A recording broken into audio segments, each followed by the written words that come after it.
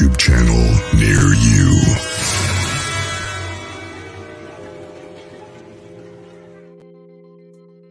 Hello there, Roger, Val, Henry, Kathy A, Rosemary, Penny Van, Cheyenne, Henry, Rosemary. Hello there, Liana, Kathy. Everybody's in the house tonight. Tracy, what do you say there? Hey, Grizzly, how you doing, buddy? Oh, wonderful. Just got home not too long ago. So back from Ohio. I was going to ask you, man, how did that go? Oh, interesting. So I'm getting trying to get everything set up for tonight's show. So yeah. So welcome everybody. Nice to have you. So tonight, ladies and gentlemen, our guest, unfortunately, was not able to make it. But, yeah, but no big deal, right? So we got a hold of somebody, and yeah, let's bring him in. What do you say there, old bear? How you doing? Oh, I'm doing good, Mike. I'm doing good. So everybody that does not know you and know what you do and everything, so let's give a little bit history about you, brother. Well, basically, I've been chasing Bigfoot around for close to 40 years now. Um, I've helped people when they needed help, when the Bigfoots have come and smacked their house or uh, harmed their livestock or pets or anything of that nature. And yeah, I've done a lot with Bigfoot. I'm curious. How'd you get the nickname, or is it a nickname? It's a nickname, yeah. Um, the old bear came from a movie called Coal Miner's Daughter. Mhm. I was married, and we were watching that movie, me and my wife.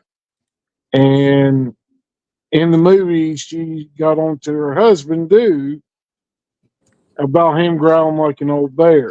Oh Well, I yeah. do a lot of that. And my wife said, "You sound like an old bear." And it's kind of stuck that way. It became my CB handle, and it kind of stuck with me over the years. Oh, that's cool, man. It's a good story.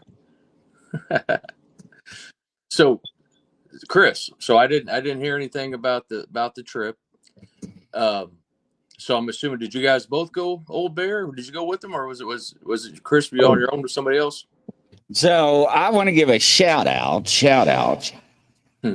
to the Gay Hearts out of Ohio. Fantastic people. And man, they treated me like royalty. Tim took me out 3 nights, and man, he wore me out, right?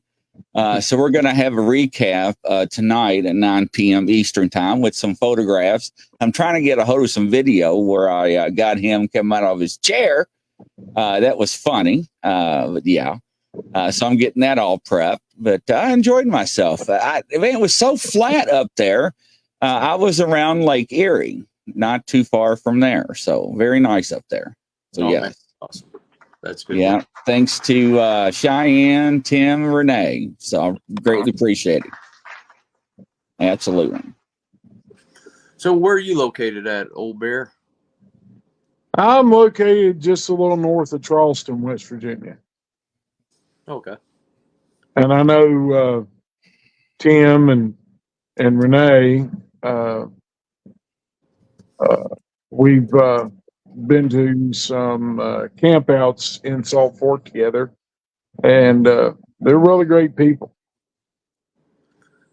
Um, so if you don't mind, what got you into the the paranormal? I call it paranormal, but the Bigfoot stuff that you do. What made you think, hey man, I'm going to try to find this guy? Well, it was kind of a sighting when I was a 16-year-old kid, last day of deer season. One walked out at 20 feet, and it kind of snowballed from there. Hmm.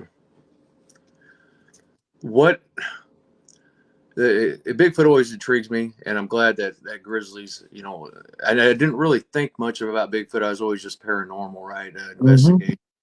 And once I met Grizzly, I've learned a lot just from him talking his experiences and stuff. What can you tell us a couple of your good experiences where you were able to get some good evidence, and what type of evidence was it? Well, basically, after about After my first 10 years, I found a clan of Bigfoot here in West Virginia and would visit them once or twice a week, uh, and just watch them, and got to learn a lot about them. It took them like 6 months to start allowing me to sit, at a distance. I couldn't get close to Yeah. them. 75 yards is the closest I ever got to them. They wouldn't let me get any closer. But I could sit across the hill and watch them through binoculars and watch them do things. And the big female was the one that really didn't like me being there. I guess she thought I was a threat to the little ones, and I wasn't. And I was just there to watch. I wasn't there to harm or to interfere with their lives.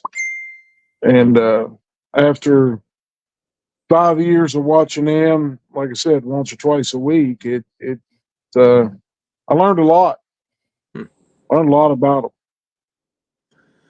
So what?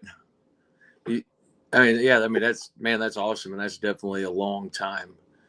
You know, we always hear rumors. We always hear, just people guessing at what they do. Uh, are they comparable to a like a normal family of humans? Are they? I mean, what did you notice? Did you notice anything distinctive that was different than what we do, other than live in a house, drive cars, stuff like that? That would be distinctive or comparable to what we do. Well, basically, they're just like us humans. The only difference that from a normal human family to them is, their size. Um, there's one boss in a Bigfoot family, and it's the big male. And I saw him smack another one of the males because they didn't do what he said. Whatever he told them to do, they didn't do, and he got upset and he hammered them pretty hard. If he'd have if he'd have hit me, I wouldn't be here today. I'd probably be implanted in a tree somewhere. Um, but they're just basically, they live a lifestyle like a human family does. Uh, but it's they are more militaristic than what a normal human family would be. They don't have discussions. They don't talk about this. They don't. Uh, the big alpha makes the decision, and whether it's right or wrong in anybody else's eyes, they just follow his lead, and that's just the way they are. Yeah, you just described me and my wife, but it's kind of the opposite. She's the boss. Well, we're getting ready to hear. We're going to hear a frying pan going across the room in a minute. There we go, ladies and gentlemen. I'm not responsible for that, so yes. Yeah, okay. No, that's really cool, man. So why do you? And I already know the answer. I think everybody knows the answer. You kind of explained it a little bit with the protective factor. I always get asked when it comes to cryptid, why isn't there more evidence out there? In 2024 with cameras and all that stuff. Everybody always asks me that, and Chris and I have talked about it before. And we've had other people on there too. What's your assumption on that? What do you think about that? Well, I've heard since game cams became prevalent in the hunting world, why can't we catch Bigfoot on game cam? Get good pictures like we do deer, turkey, bear, all the other animals in the woods. And the simple fact is, Bigfoot does not want to be bothered. If somebody gets lucky and gets a picture, it's because that Bigfoot made a mistake. They can hear the game camera cycle up. They can see the red light on the front. And if I'm not, and this is not too far fetched. I believe they can see some spectrum of our light. And then most game cams run off the same spectrum of our light. They see deer getting pictures, and they see turkey in the daytime and bear during the day or night on game, getting pictures taken of them through the game cameras. And something like this tall, 3 or 4 inches, 6 inches tall, however big your game cam is, you introduce that into the wild, they notice it right off the bat. They don't miss it. They're just like every other game animal. They're suspicious of everything. And you put a game cam up, they know what it is. They're not stupid. They're on the same level. I believe they're on the same level as we are when it comes to brain power. And I'm sorry, Chris, go ahead. So a couple of things. Welcome, Tim, to the show. Nice to have you, Shelby, as well. A couple of things. So a painter that we all know, Claude Monet, was able to see UV light. And he actually painted that in his paintings, ladies and gentlemen, because he had eye surgery done to remove his cataract. And they removed so much of his lens off his eyes that he was able to see different spectrums through his eye lens. So his brain can see higher ranges, nanodes, to process those through his receptors. Very interesting. If people does not know that, go out there and Google it. His impressionism in his paintings reflect that. No other artist was able to copy that. Now, with that being said, Standing Stone says, I want to know about their eyes. Do they really shine red? And what other colors do they shine, Old Bear? Well, there have been reports of green eye shine, yellow, white, red, and even blue. The other colors, you hardly ever see any trouble from those Bigfoot. But if there's red eye shine, I've seen it three times myself, and I was escorted out of the woods unwillingly on one occasion. The other two occasions, I was forced out of the woods, pushing trees over, throwing logs. They get really, it seems like the more angry they are, the more chance of their eyeshine being a red color. And the next question we have is Henry. Henry says, question. I want to know, do they go invisible? I get they blend in the surroundings, and the same with the deer. However, I understand with other people saying other comments. What is your take? Bigfoot can't go invisible. It's an earthbound creature. In order for a Bigfoot to be able to walk into a portal or to shimmer and disappear, the quantum physics behind that is astronomical. The U.S. government made a portal and it lasted 10 seconds, and they had to use 7 nuclear power plants to create a 10-second portal. So Bigfoot doesn't have that kind of portal. It don't have any special ability. It's just very good at stopping motion. And their long hair, a lot of people don't understand that long hair that they see hanging down from an arm. If it's 8 or 10 inches long, the bottom 4 or 5 inches of it is clear. And that allows them, it's an adaptation for them that they can hide. So it takes on the colors of the background that they're in. The only time it don't work is at night and they're up close. They can't, it doesn't make any difference because all we see is black and see forms. and we can pick that up. And you can't miss a Bigfoot if they're fairly close because it's one solid collar. It's black.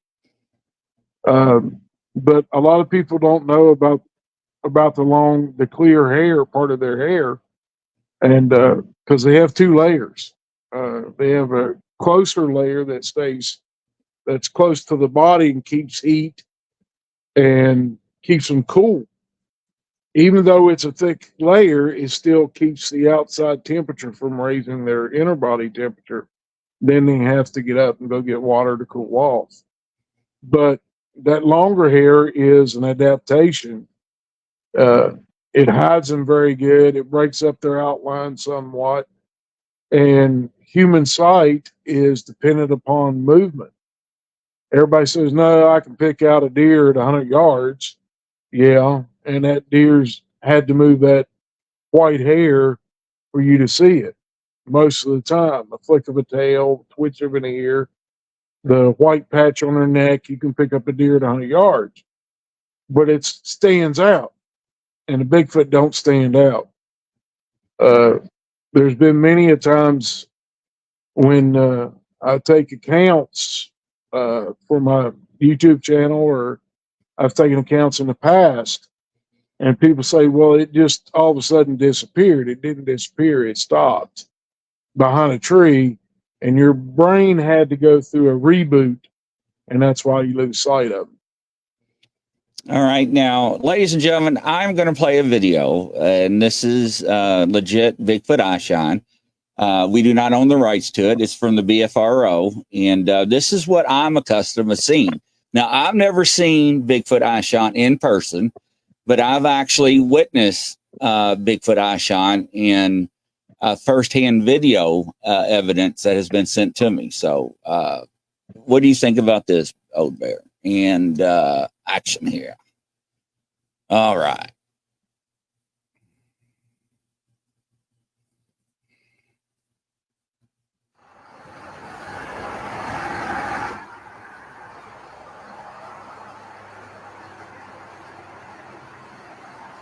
Hey, eyeballs. Two eyeballs. See them straight over your right shoulder. Okay. Behind I still see two huge eyeballs. I see a head. All right. I Yeah, still probably the same direction to see that. the eyeballs, and it's definitely not the road because it stepped to the right. You see the same thing? Dusty, keep an eye out back behind us. Grab this big light if you don't care. If something does run out, it might scare it off. And it's definitely up the lake because I keep losing it. Okay, it's blinking. It just blinked. No, honestly, it's still there.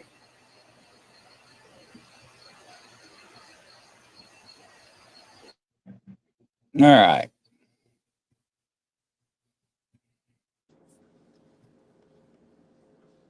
Now that's pretty cool.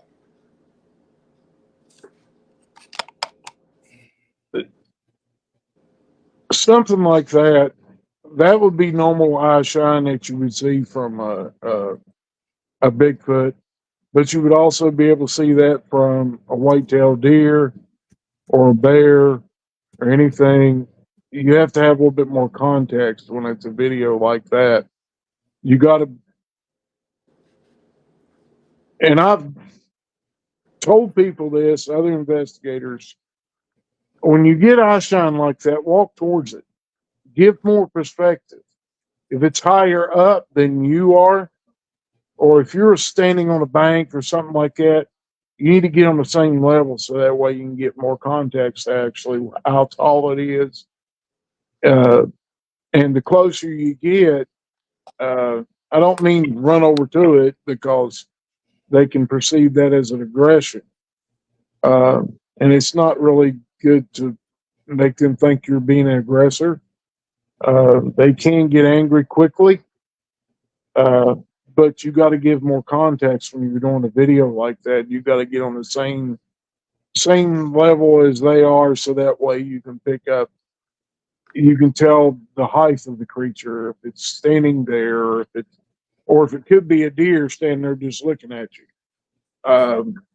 Because at night, with all the leaves on, they don't pay no attention to humans. They'll look at us, but they won't pay all the attention. Yeah. And the other question is Old Bear, does Bigfoot have two hearts? And I will piggyback on that. Well, they have a heart twice the size of ours. And it does not sit where ours does. Ours sits towards the center of our chest. Theirs sits more to the left of their chest. It doesn't sit dead center.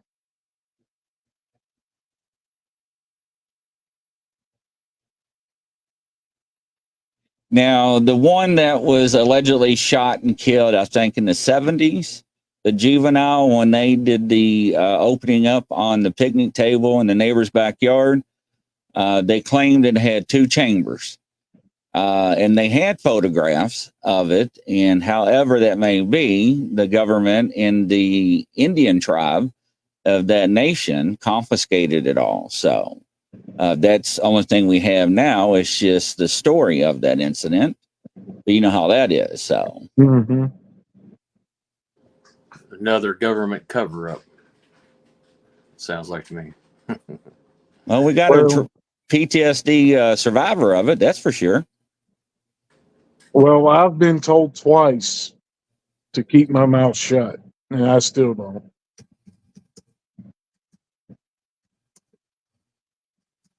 So, I just think you know too much. That's why. No, you can never know too much, Chris, when it comes to these creatures. I could I could be out there 365 days a year, and you'd still never learn everything in 20 years about them. It's just, there's so much to learn about them, their habits, the way they treat their young, the way they raise their young. There's so many aspects of them.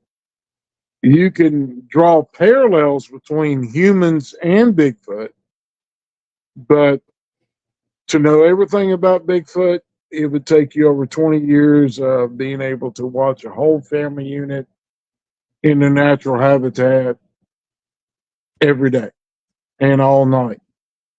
And that's an impossibility for me or 99.99% of the humans in the world. So learning everything about a Bigfoot, you'll never learn it all. And you don't have the money and the backing for that stuff to be able to go out and investigate them that much. It takes money to put gas in your tank to drive there and get back home. The food you're going to eat and all that stuff, it's expensive. Oh, it's very expensive. I couldn't tell you how much I've actually got invested just in equipment and supplies alone. I have no idea.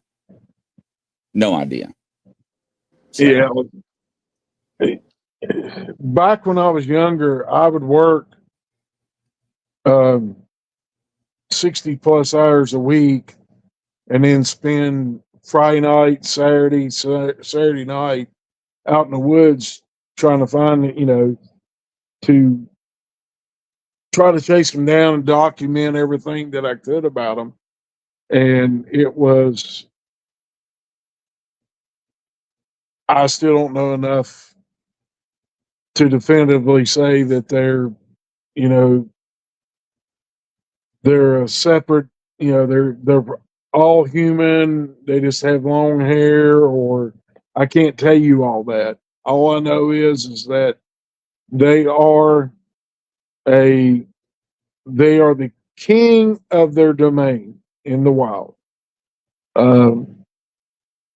They tolerate us, and they'll tolerate us through a lot of things.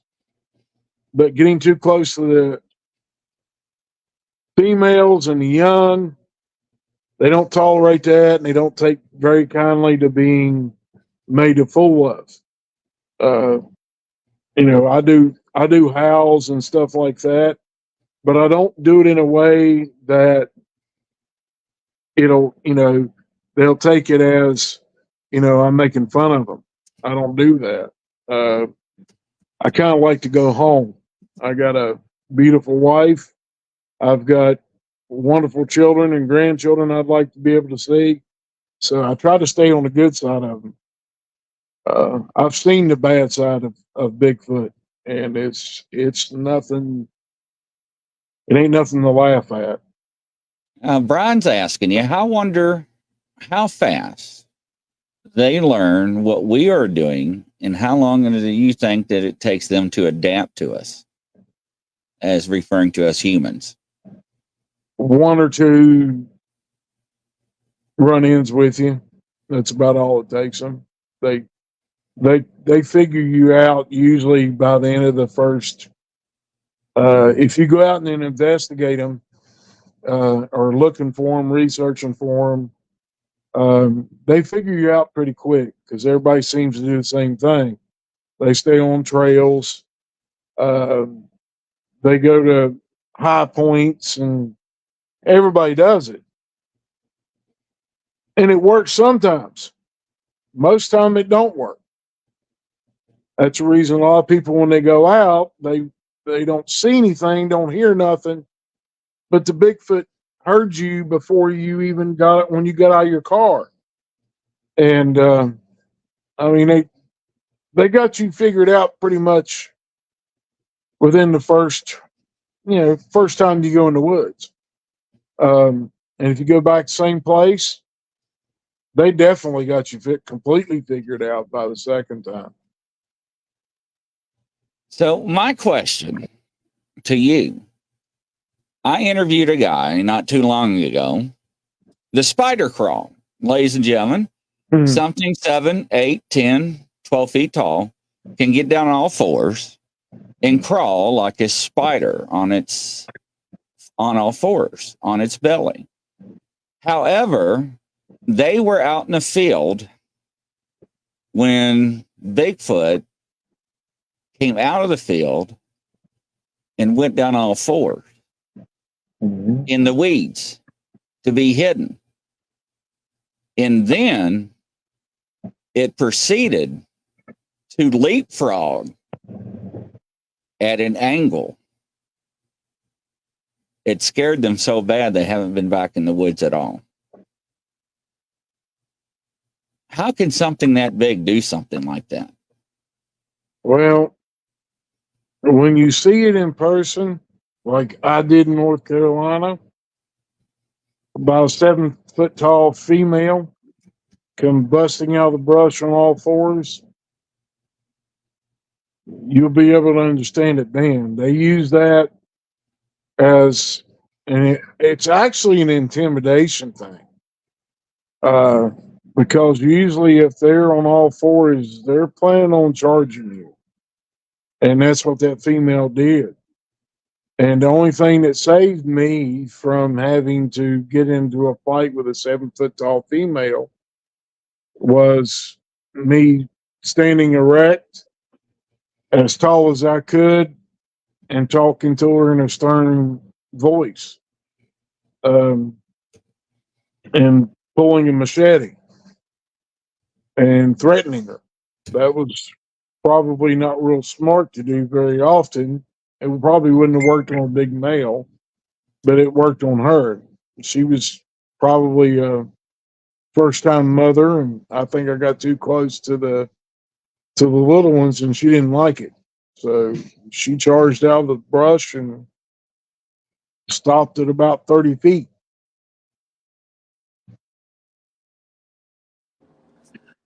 How can they do that with their body like that, though? Here's the image, ladies and gentlemen, if you've never seen it before. Yeah.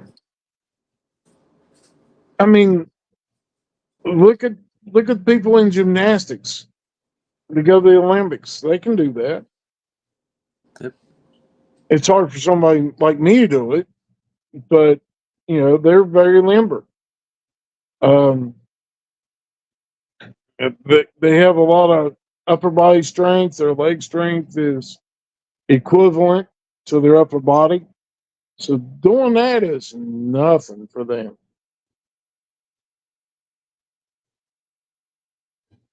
Yeah, that's about what that female looked like. Yeah, not me. Yeah, Not Well, me. I'm turning around and running. well, About you, that's what I was wanting to do, but I know not to run. If you run, you get chased down. You get chased down, you're now prey. You're no longer a yeah, human. You're no longer a threat.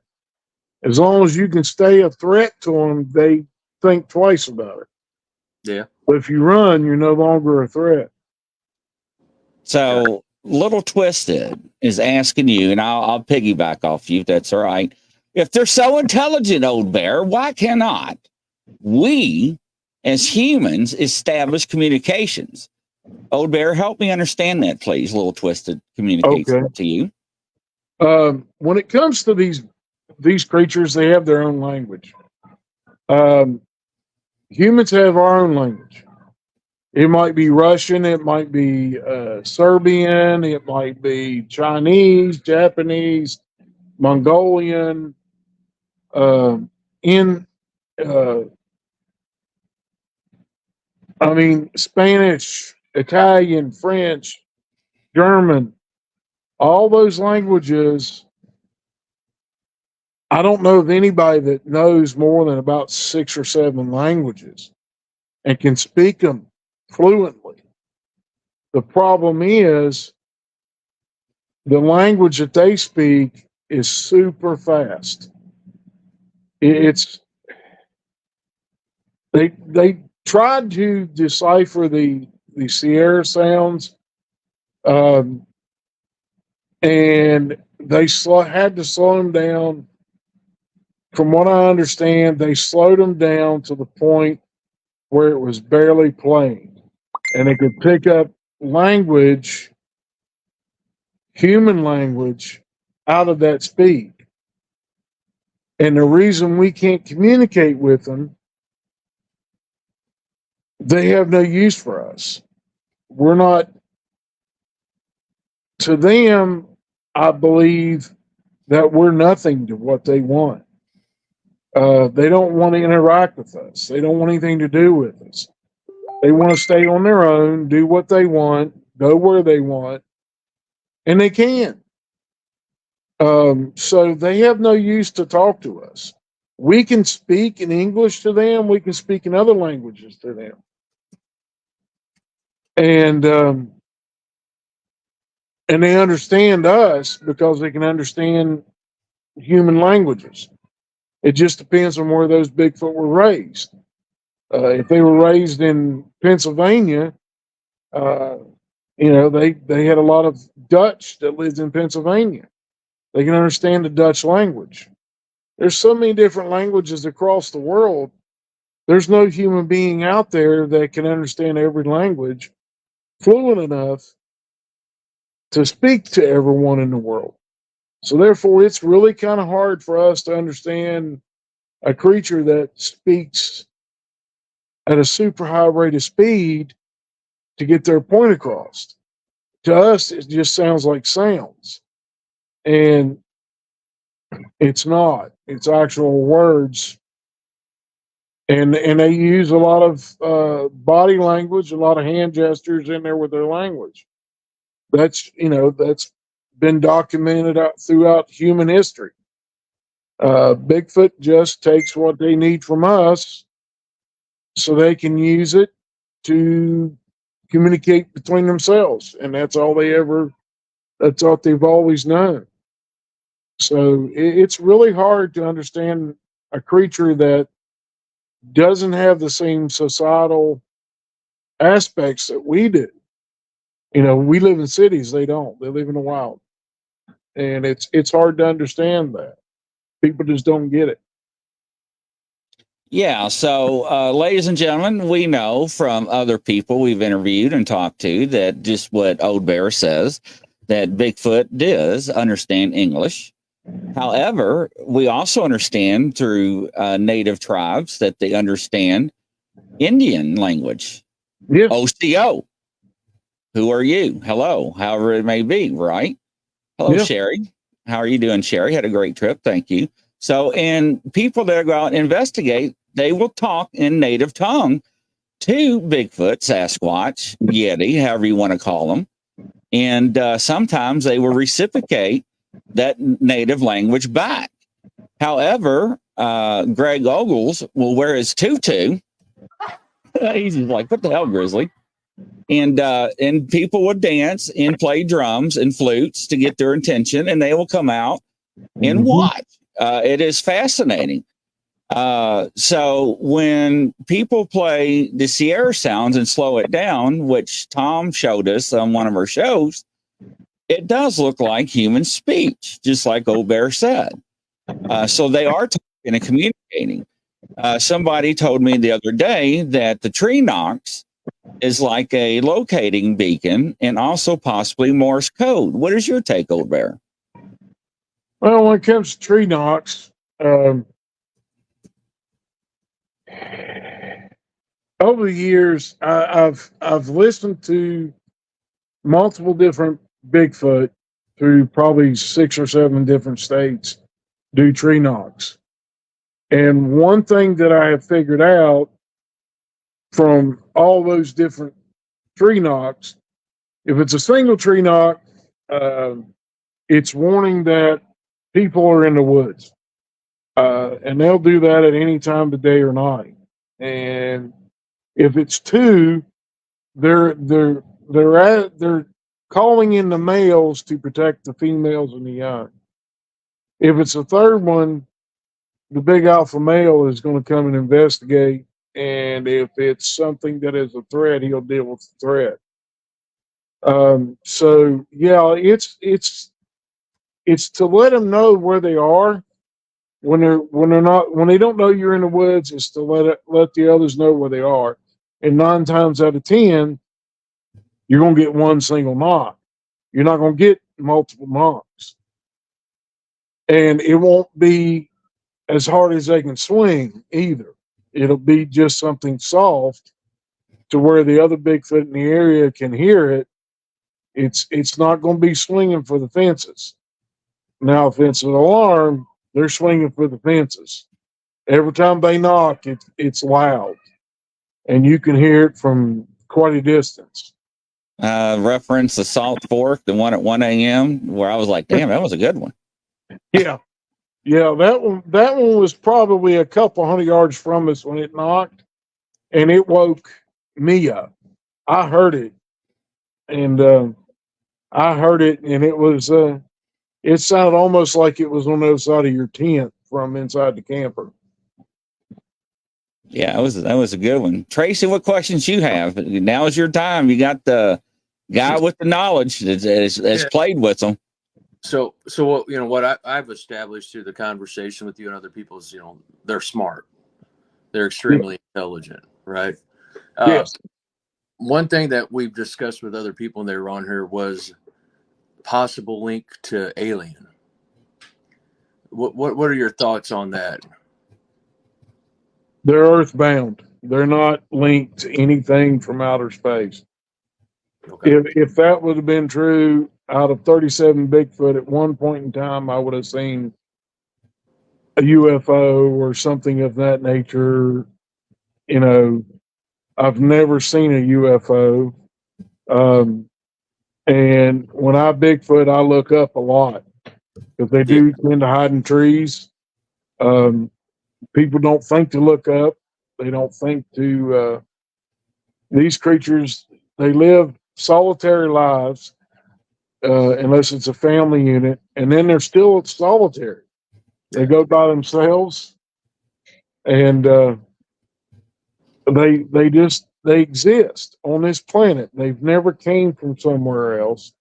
They've been here almost as long as man. It's probably as long as man, and it's just people. They got to have something to explain.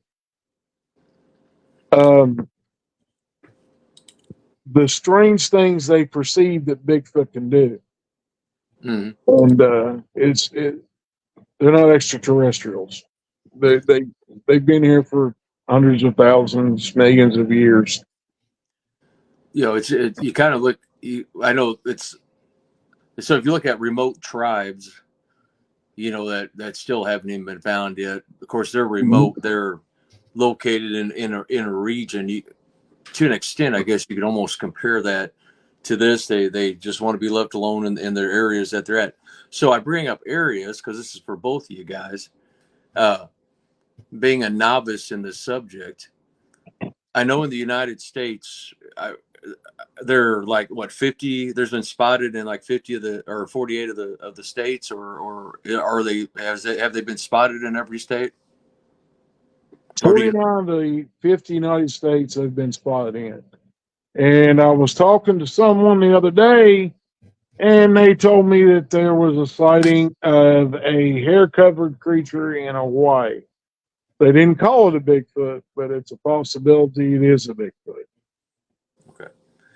Now, what about other countries? They've been spotted in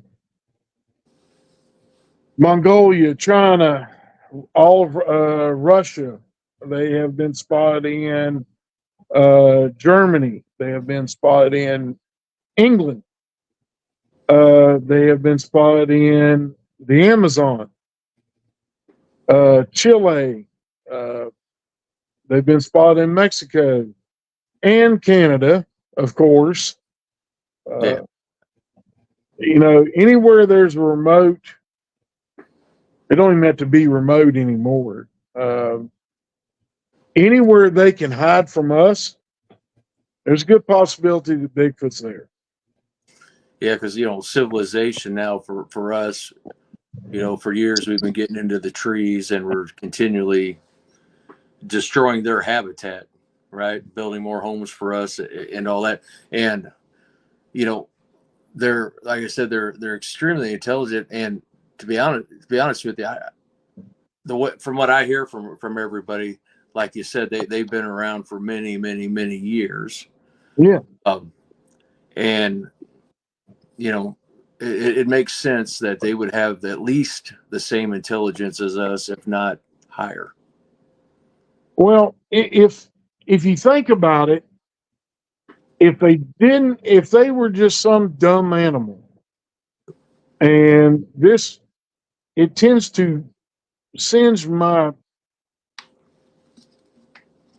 behind when somebody comes to a conference, and we were just at one this past weekend,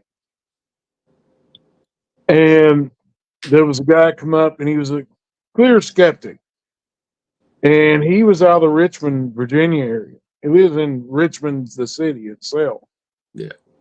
And he didn't believe in Bigfoot. He just came up there, something to do on a Saturday. And he asked a couple of questions, and he said, well, what makes you think that they're anywhere near here? I said, well, since I've gotten reports along I-81 over the years, and not too long ago, a gentleman from India, he was almost accosted by two females. They were actually standing outside of his tractor trailer cooing at him because of the cologne he had on. What they were wanting to do, I don't want to even go close to. So, I mean, when it comes to these creatures, they can live right next to a major city.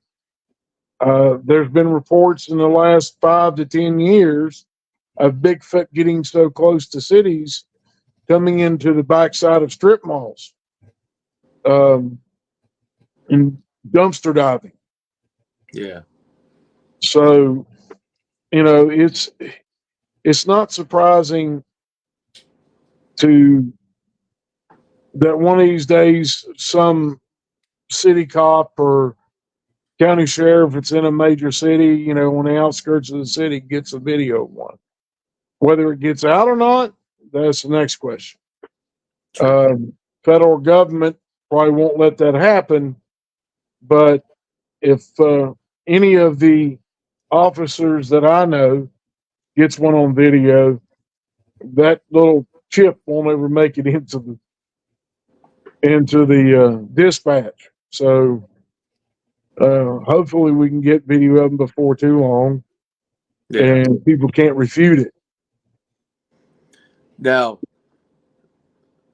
you know, you said about UFOs, you've never seen one, and you've been in the woods many times throughout your life.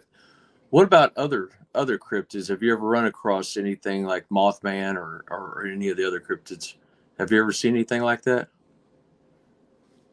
On 3 consecutive weekends, quite a few years ago, I was up in the Pocahontas Greenbrier area of the state of West Virginia. We had delivered 1,200 bales of hay to this man, 3 truckloads. And he had a sheep farm. The night before we got there, he had 400 head of sheep. The morning that we got there, he was down to 200. And I went and was talking to him about it because my boss at the time made me go collect for those 1,200 bales. Why, I don't know, but he made me carry the money. And I was talking to him, and we got to talking about what happened to his sheep. And the hands that he had there, they had cleaned it up, took all the dead sheep out of the fields. And I was talking to him, and he was like, nothing's ever happened like this before. I've never had trouble. And I asked him, I said, have you been hearing strange noises at night? And he said, yes. I said, well, I'll tell you what I do on the side. And I told him that I was a Bigfoot investigator. And he's like, really? Whatever this was, just killed his sheep outright. Didn't eat none of them. So that was Friday. Saturday afternoon, I was back up there because he told me to come on back up. That afternoon, right before dark, at about probably 4 o'clock in the afternoon, I was going back down because I had found some evidence of Bigfoot being in there. And I had found a X of 2 trees turned upside down. And was going back to tell him what I had found and ran into a dog man. And I looked at this thing through a 9-power scope at 100 yards, and the head of it looked more like a coyote, and its hair was the color of a coyote. And that kind of piqued my interest a little bit on what's going on. So I went back 2 more times. And the next weekend, come out and saw one that looked like a German Shepherd. The head of it looked exactly like a German Shepherd, just huge. Both of these creatures were probably in the 7 to 8 foot tall range. The third weekend is the weekend that I swore off from ever dealing with a dog man. This thing looked like the black gentleman that was on the movie Underworld and turned into that big, huge werewolf. That's what the third one looked like. It was probably a little bit taller than 8 feet, and it would rival a normal Bigfoot. At that point, I don't want nothing else to do with that cryptid. Yeah. They just exude evil, in my opinion. And I've rarely been scared when it comes to Bigfoot,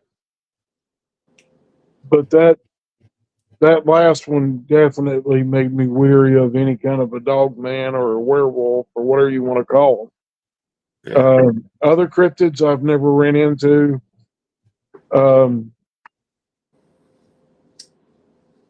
I can't think of any other cryptid that I've never seen a rake. I've never seen a Wendigo, or what's the other one? Oh shoot, the ones that wear the antlers. That's one to go. No, it's something else. Wendigo is when a person turns into a human flesh eater, or it's a spirit of some type that possesses someone and they eat that. I can't remember the other name for the other one, Goat but I've man. not run into the other ones. Goat man. I don't think so. No, interesting, man. That dog man would scare the hell out of me. Well, the first two they kind of give you apprehension about what you're doing and where you're at. But I had a high powered rifle with me. If they would have turned and started towards me, that I would have most assuredly put them down quickly. Yeah. But the third one, I don't know if I had enough gun for the third one, and I had a 300 Win Mag. No, cool, man. Great talk with you, man. That's you opened my mind even further, right? One day I'm gonna set up a proposal with Grizz to hang out with him out in the woods. All right. Do that. Well, hey, Grizz, Now, don't you grizz me. Now, Standing Stones wants to know, inquiring minds, is it true that certain parts of the country, they are meaner than others? yes. Florida is known for a skunk ape. Florida, Louisiana, parts of Alabama, even parts of Georgia are known to have skunk ape. They tend to be a lot more testier when it comes to people. They don't play around with us. They don't like us too well. There's types of Bigfoot that roam the United States. They don't stay in one place very long because if they do, they end up dying. There's Gugway. And that's my definition for this type of Bigfoot. If it sees a human being and they can get, and they think a lot about it. If they can't be harmed, if you're not carrying a firearm or you're not carrying a long knife or something of that nature, and they think they can get to you or get you pushed into an ambush, they'll do it. There's no ifs, ands, and buts about it. And then there's that one last type that I really do not like dealing with. I've had to deal with them once or twice, and it never ended very good. The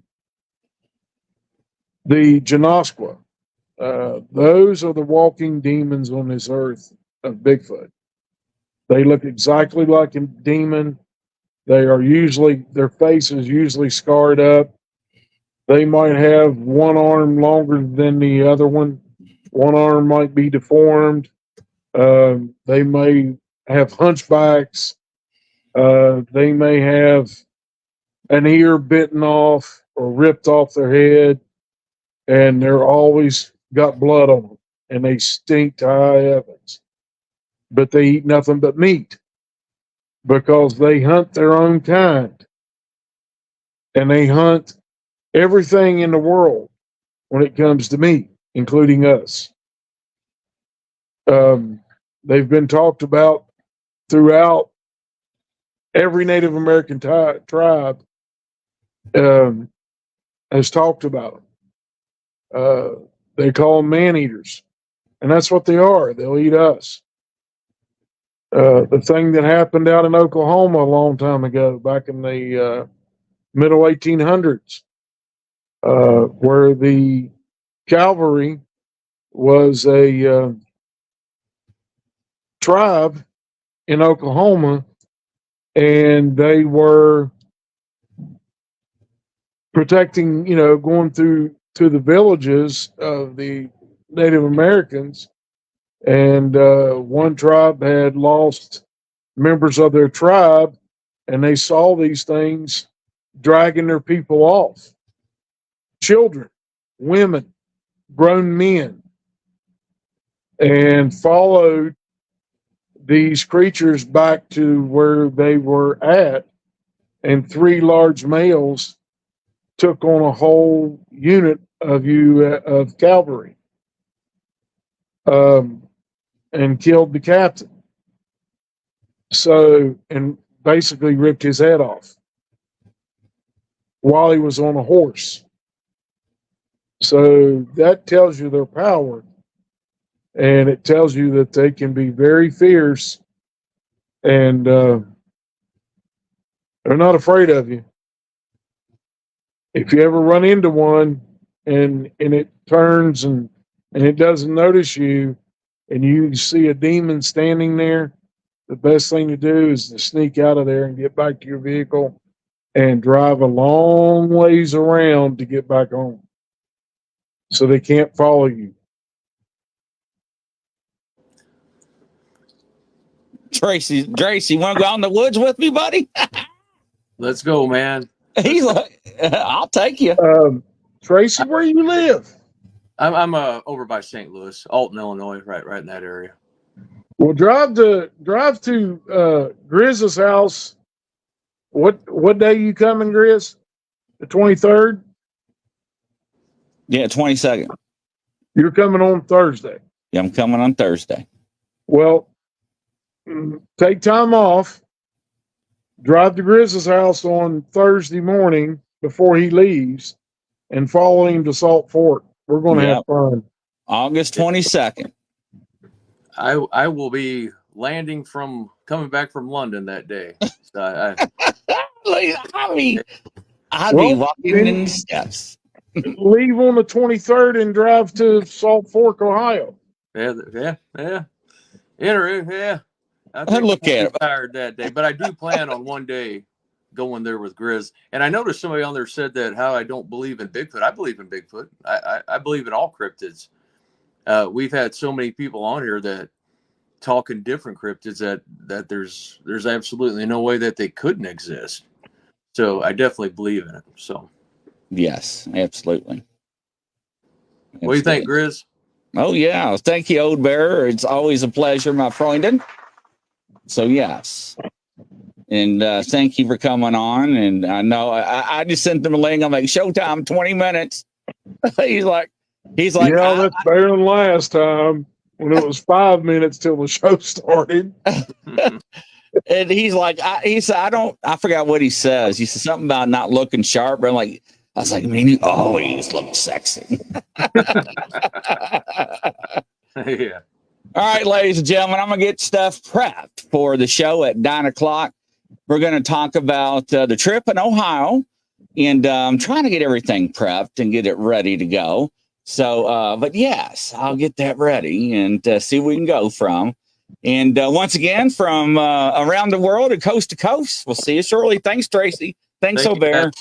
Bye-bye. Thanks, Bear.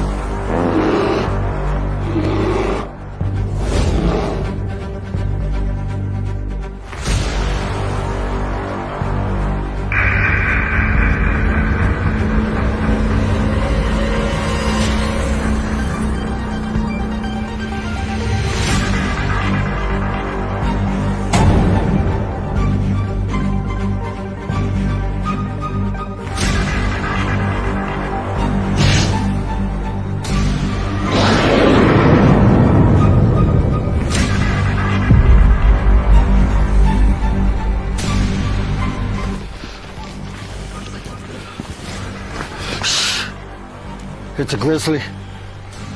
Should we get out of here? No. We're gonna watch and listen.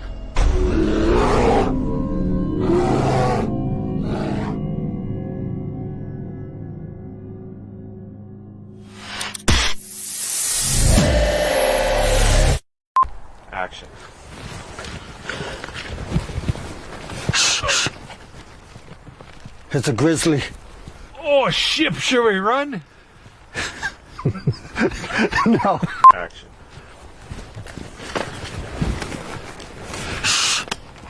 It's a grizzly. Oh, should we run? Okay.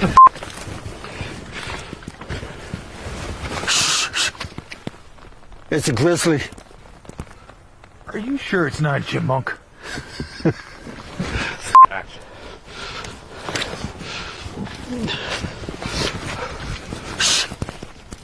No, get out of here.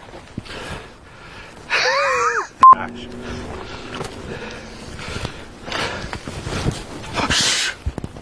It's a grizzly. I'm out of here. Huh. Maybe it is a chipmunk.